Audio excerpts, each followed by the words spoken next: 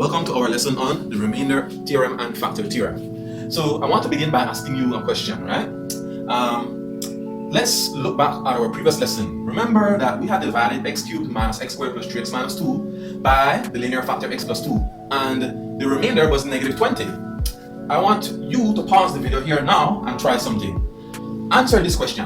What happens when you substitute negative 2 into the expression x cubed minus x squared plus 3x minus 2? Don't just continue the video. Pause it and see for yourself. Okay, so that brings us to the remainder theorem, which says if f of x is divided by px plus q, the remainder is f of negative q over p. So that may sound complicated. What does it mean? Well, to use the little question I asked you just now to solve as an example to explain the remainder theorem, it's like this. This px plus q is what we call a linear factor. In the little example just now, it was x minus 2, right? What does this negative q over p mean? Where does it come from? Well, that comes from setting px plus q equal to 0 and solving for x. So if you were to solve this for x, you would have px is equal to negative q, which would mean that x is negative q over p. Applying that to this example here that I just asked you to solve, if our expression was x minus 2, if we set that equal to 0, if our expression was x plus 2 and we set that equal to 0, then solving for x, we will get that x is equal to negative 2. If we substitute that into our expression, which was x cubed minus x squared plus 3x minus 2, then you will have negative 2 cubed, take away negative 2 squared, plus 3 times negative 2 minus 2. So this will be negative 8, this will be negative 4, this is negative 6, and that's negative 2. 8 plus 4 plus 6 plus 2 adds up to 20, and we keep the sign, so that gives us negative 20. Basically, what this theorem is saying is that if we were to substitute this answer here, when we solved it, when it was set equal to 0, into the function, it's going to give us the remainder. Here, it's negative 20, which was the remainder that we got when we divided the x cubed minus x squared plus 3x minus 2 by x plus 2. Please note, however, though, that the remainder theorem doesn't tell us at all what the quotient is. It only tells us what the remainder is. The remainder is obtained when we take this expression, set it equal to 0 and solve for x, take that x value that we get and substitute it into the dividend, and that will give us what the remainder is.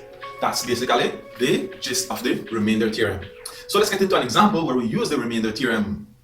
So with this example, we are to determine the remainder when x cubed minus x squared plus 3x minus 2 is divided by 2x minus 1. So to figure out the answer to this question, we have to first set our divisor 2x minus 1 equal to 0 and then solve for our value of x. So in doing so, we'll get 2x is equal to 1, which means that x is equal to 1/2. So what do we do with this 1/2? We substitute it into our function, the dividend expression here. So we'll have 1/2 cubed minus 1/2 squared plus 3 times 1/2 minus 2. So 1/2 cubed is 1/8, 1/2 squared is 1/4, 3 times 1/2 is 3/2, and then we subtract 2. So 1/8 minus 1/4 plus 3/2 minus 2 gives us negative 5/8. Therefore, this is the remainder that you would get if you were to divide this dividend by that divisor. Let's get into another example. Okay, so in this example, we are told that when x cubed plus ax squared minus 3x plus 4 is divided by x minus 2, the remainder is 14. Using that information, we are to find the value of a. So, according to the remainder theorem, if we were to substitute x is equal to 2 into this expression, it should be equal to 14. So, let's do that. Where does the 2 come from in the first place? Well, just in case we're not sure, we set our divisor equal to 0 and then we solve for x. So when we substitute it in here, we'll have 2 cubed plus a times 2 squared minus 3 times 2 plus 4. And that should be equal to our remainder, which we're told is 14. So that's equal to 14. Simplifying, we'll have 8 plus 4a minus 6 plus 4 is equal to 14. Solving for a, we'll have 4a is equal to 14 minus 4 plus 6 minus 8.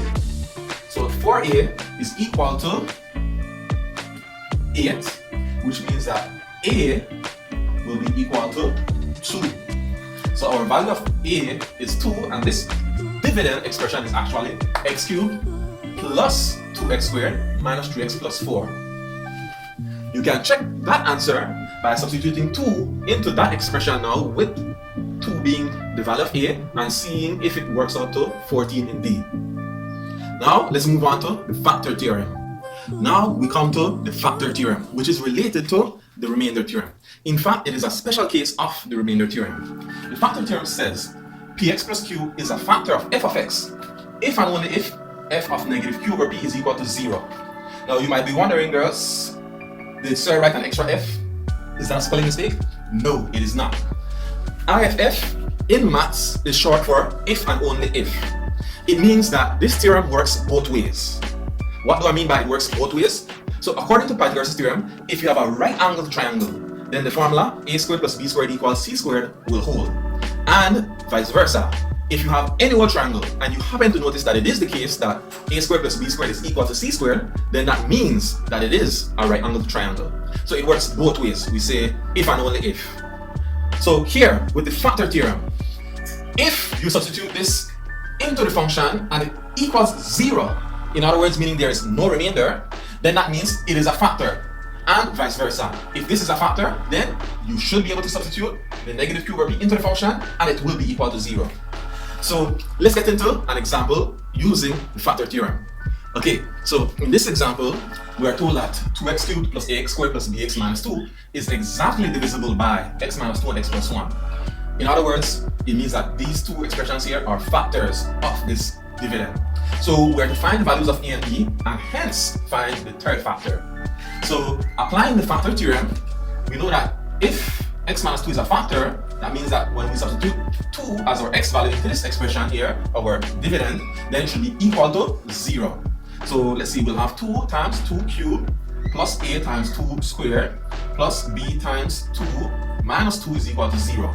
Simplifying, 2 cubed is 8, 2 times 8 is 16, 2 squared is 4, so that's 4a, that's 2b, and that's minus 2.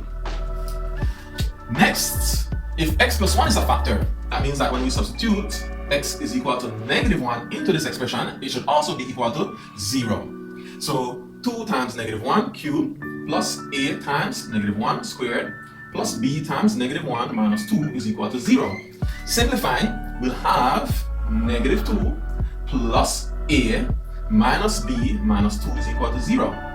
Now, we can't solve this equation here on its own for either a or b, nor can we solve this equation here on its own for either a or b, because this equation has two unknowns. This equation also has two unknowns. We have a pair of simultaneous linear equations, so we can solve those. Let's solve by first getting them into our normal form, a plus b equals a constant, right?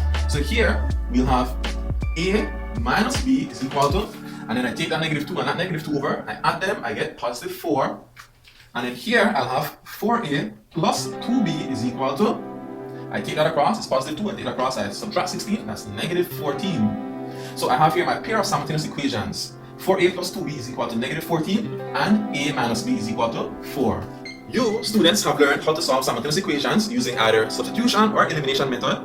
Whichever way you choose to do this, the choice is yours.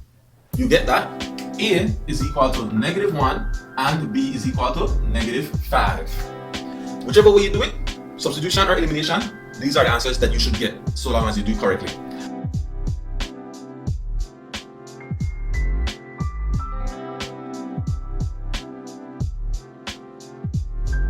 So we know that our expression is actually 2x cubed minus x squared minus 5x minus 2, right? Because we got that a was negative 1 and b was negative 5.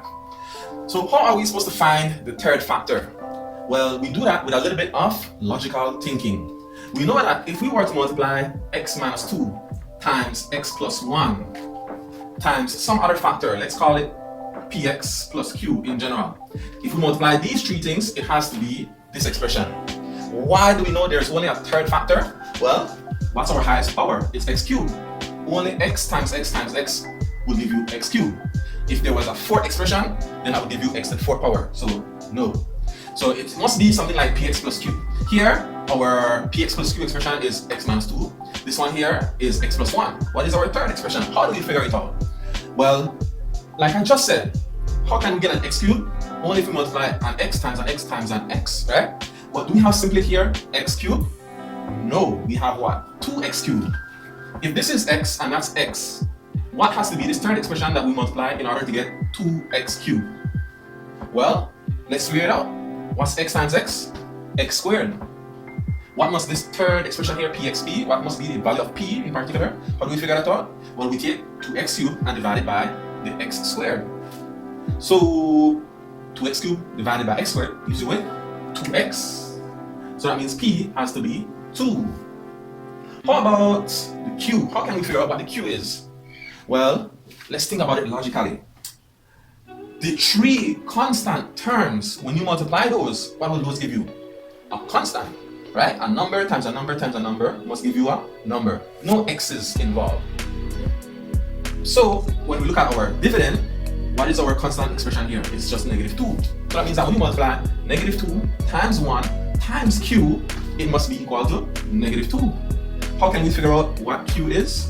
Well, let's see. What does -2 times 1 give you? It gives you -2. -2 times q has to give you -2. So what must q be? Q must be +1. Right? Because -2 divided by -2 is 1. Therefore, our third linear factor is 2x plus 1. And with that, I'll see you in class.